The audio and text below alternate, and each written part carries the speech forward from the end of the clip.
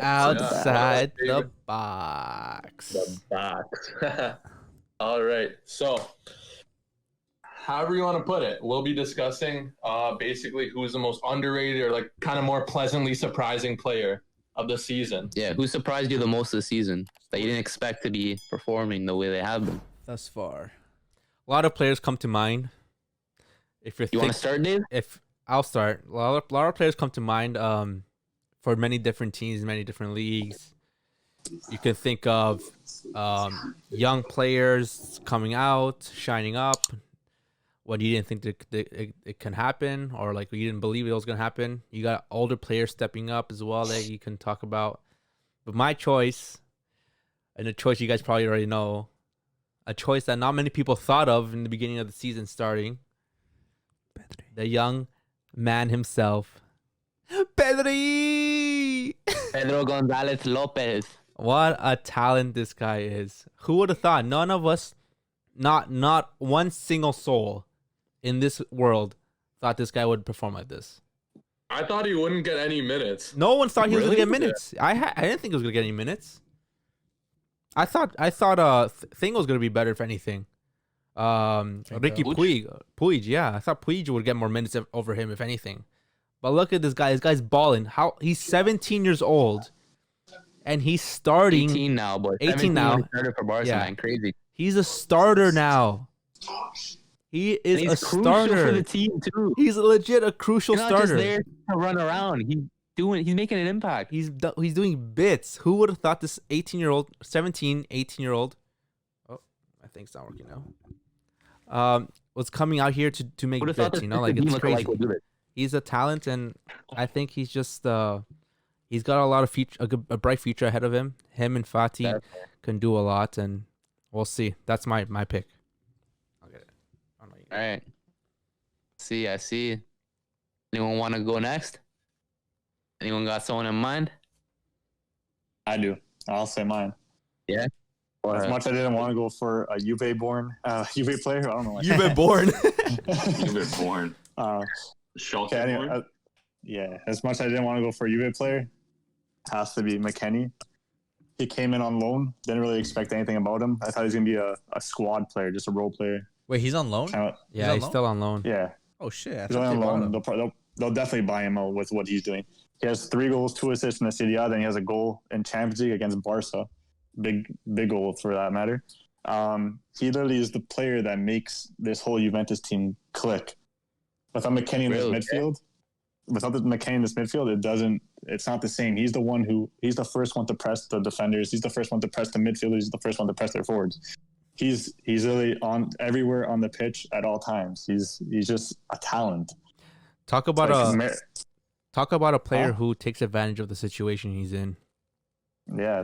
Yep. Because coming from a team like Schalke, like he was doing bits in Germany as well, but like knowing the big not advantage, the big role he can have at Juve, like for him to shine there as well. Like it's a lot of pressure for some players, especially when you're a young player. He was able to like withstand that pressure and show off, like, you know, I want to stay here. His role and his mindset going to Madrid was, I want to stay here. I want to play with the best. Sorry, Juve. I want to play with the best. I want to do the best, and I want to prove my role in this team. Yeah, like and he's such a versatile player. Like coming from Schalke, he used to play center back sometimes, and then on Juve, he could play on. He could play holding mid. He could play on the wing if you really need him to play there. He could play as a cam. He could play attacking as well. He could play anything. He's such a smart player when it comes to. Maybe he's not the most technically gifted. He's a good passer on the ball, but he's a hustle man. He's a dog. Yeah, other than that, he's a goal threat too, which maybe not a lot of people would have thought coming from Schalke, where he played center back. Yeah, he has ice in his veins. Surprised me, man. 100%. Yeah. Yeah, you were slating him. Yeah. It's that Barca game, eh? We're talking some. I said he was a typical American player. But yeah, I'll go. That's my play. I pondered on it for a bit, but I think a decent one would be Jack Grealish. Good show. Yeah, I think coming into the season, he'll just kind of like, not an afterthought, but just like, he's not elite. Like he wasn't even like an member of the England squad. Yeah. And I think like he's brought Aston Villa to new heights. They reach like the table shuffles in England a lot, but they've reached fourth. Like I think they might have reached third. They reached high positions, and like he cemented his place. I think not only in the England squad, but I think he's going to be starting To be. for England. Think so? Could be, I yeah. don't know. It's tough. Yeah. There are other players that play that position Easy. too. He's the short stock David Silva, man. Like he's a brilliant footballer. He's making Aston Villa exciting, man. He's making Ollie Watkins into like a nice striker. Yeah, He's making young English lads want to rock the low sock height. Low sock type. and the hairy legs. Exactly. Yeah, So that's yours? that's my guy. Yeah, That's a good pick. All right. That's a good pick. So if I had Good to show. pick someone that surprised me the most, I saw as underrated this season, plays for this team, a young Uruguayo sipping his mate, bro. You know what, dude? PK, Huge shout, injured. man. Barca Long fans, I swear. blade, poor run of form. Longley sucks, by the way. Continue. Umtiti, aloe vera treatment on his knees, bro. Man's done. Todibo shipped out to Benfica. Now he's at His Nice. knees are ashy, man. And so Ronald Koeman entrusted on the youth. He called up Mingueza and the man Ronald Araujo from Barca B. And man, let me tell you, Araujo has exceeded all expectations, man. Like on Barca Twitter, at least, like there was like a big feud between who was like the better young center back of Barca B, Todibo, Araujo. And the majority said Todibo, but looking now, man, like how Araujo has been playing and how he stepped up for this Barca side, unbelievable. As of January 31st, this has already been broken. I think it was against the game against Granada. But he was the only player in Europe's top 5 leagues with over 900 minutes played who hasn't been dribbled past once. Take That's that in. crazy. Yeah, I've seen that A as young well. 21-year-old playing first-team football at Barcelona after coming from Barca B and then before at some Uruguayan club. I can't remember. It's not easy. It's not easy, man. And Araujo Yeah. stepped up this season, bro, anchoring that defensive line, holding it on his own pretty much. Just very surprised with how he's been performing, and I've been loving it. Yeah, man. Yeah, those are some big boots to fill. Like A lot of- with PK out. A lot of young players stepping up in big situations. So you love to see it. in Barcelona.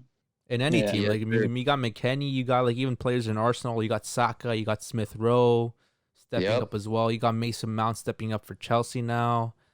Phil Mhm. Foden stepping up massively for Man City as well. Like it's Soccer crazy. is turning into a game for the young. And you love to see it. It's crazy to 'cause see, these man. young Like players, yeah. this is a time They where bring you energy. realize Yeah. you got to enjoy the moments of like these veterans like Messi and Ronaldo and Ibras, but you also got to realize the future is now, man. Like you got to start thinking of who's going to be the Exciting. next player who's going to Yeah. take that role, you know? Yeah, You love to see it, these man. These kids grew up watching like Ronaldinho, Neymar. So like they got Messi. talent and they're oozing all this skill. Yeah. Yeah. And even now, I think like clubs are starting, before it's like if you were like 17, 18, 19, 20, like a manager is always going to pick like someone experienced over Exactly. a kid just because Yep. they didn't want to take that risk. But now Yeah. it's like the last maybe 3, 4, 5 years, you can say like a lot more clubs now are starting to trust in youth a lot more. And like even in big games, they're just saying go out there and just like, do your thing. And they're just putting their faith in the young players. Sometimes it pays off. Sometimes, like you can see like even in like the Southampton game, that kid, right? Sometimes they make mistakes, right? But Yeah. I think nowadays it's starting to pay off a lot more than it's not paying off. It's like these kids are going out there with like nothing to lose, ice in their veins, and Yeah. they're just showing like their It paid off talent, huge their for energy, Arsenal. Yeah. they're working hard, right? So It comes. It also they come. have- You they can have also something like to think fight about it for. like. You can also think about like the technology and like the academies and how everything's like evolving, better training facilities, better like everything. Like it's just a better time for like young athletes to start developing. You have more options, more availability, less. Look at players who tear their ACL, they're back in like 4 months. Like it's crazy to see like how much technology has evolved and how much it's There's a lot better of now. better recuperation it's a systems big- and it's a- everything. Yeah, it contributes a Yeah. lot to the young talent. Now you can see like they're more physical, they have more strength, they have more stamina. Back then like, you saw these players playing in under 23s until like because you couldn't get the time. Yeah. It sets a good example too. Like, oh, I could join this youth academy and I'll one day get the chance to play for the first team. Exactly. Yeah. Like especially at a team like Chelsea back in the day, like no kids were making it out of the youth academy. It was only like John Terry. Everywhere. Yeah. Yeah. Yeah. Now it's like, oh, Mason Mount made it out. Tammy Abraham made it out. Like James, Hudson Odoi. Yeah. Yep. Yeah. Crazy. All right. Who's next? I can go. I had like a couple I was thinking of. A couple strikers, but I think I'm gonna go for Ruben Diaz. Oh yes, James. Okay, I James, I'll think, join you with that. great James, one. I'll join you with that. Let me join you with Yeah, I think- John Stones. John Stone. Yeah, I don't know. I think So- both those guys, even you can say like My pick the was gonna amount be of John money Stones. City have spent like on defenders this past like what 5 or 6 years. Like they've been, Laporte, Ake, Laporte doesn't even see Stones, the like, pitch anymore, Diaz. man. Otamendi. So many players like they've spent so much money on, but it seems like Diaz has come in now, and a lot of people I don't think expected like a lot from him. Coming from Benfica, probably not a lot of people watched him play other than maybe like De Silva. But like, I don't think too many people other than maybe Matthew De Silva had a lot of high hopes for him. Like just a young guy coming in from Portugal. I thought, okay, maybe he'll see time in the cup or he'll see time against like Sheffield or something like that. But he came in now, and even with Dan's pick there, John Stones, like they've formed like one of the best defensive teams like in the Prem, and it's like now City aren't just like a scary attacking team with like 6 guys that are just interchanging positions, but now it's like, can you even score on them? It's like it's tough, and I think like that back two is given. I think Pep it's his longest winning streak in his coaching career. Yeah. Really? It's pretty crazy to think about. Yeah, longest winning streak in his coaching career has come with now Diaz and Stones. That's Wow. crazy. It's crazy because like they've let only like, well, all the whole season, especially they only let in like 14 goals because they've received in, but just the last like 10 games alone, they've only like got scored in like twice or 3 times, right? 1 goal really, Yeah. but they've been like most of their wins do come because of their defense too, right? And the day, Yeah. like your game does develop from the back as much as like they're able to attack so much because their defense is so strong, is because their midfield is so strong. You know what I mean? So like players like John Stones being able to step up after having like maybe 2-3 years or 4 years of just having like decent playing time, not consistent, and then just kind of like tossing some games up. And then again, like players like Laporte and even signing a player like Ake this season. I'm not sure if they're injured, but like just they're not really there, right? They're not good enough. They're not good enough. Even Kyle Walker. Yeah, I was gonna say even Kyle Walker was playing center back. Fernandinho was playing center back. You got Cancelo. Cancelo's stepping right up back. now. Cancelo too. Cancelo's playing quality. And you got Zinkies and Chankerson on the left back position, and he's De Bruyne's son. Yeah, they're playing good. Yeah. Yeah. And those guys can go up and they can attack and they can, join those 6 attackers up front and create more danger because they know they have that rock solid back too. You know what I mean? And I think it even says even more because it's like for a team like City that plays such like free flowing attacking football, it's like they commit so many bodies forward to try to score that it's like it's so easy to get counterattacked, but it's like Diaz and Stones have just been sweeping everything up like literally crazy. Literally. And this is why the downfall of Liverpool. Well, it shows you, yeah. It's true. It's crazy, like it's crazy to me. Like that's why I say like football is such a crazy sport. Like it comes down to like situations where like you have to step up, or like situations where like the pieces just fit perfectly. You had players like Fernandinho, Walker playing center back. Now you think like those are the best players to pick. Yeah, right? exactly. And then you got one player like Ruben Diaz, and then Guardiola has to think who can complement him, who's a good complementary piece that can give him.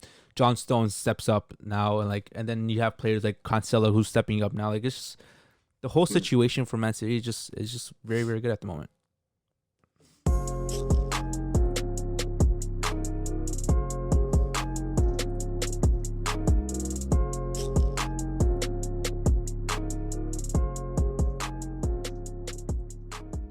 Yeah.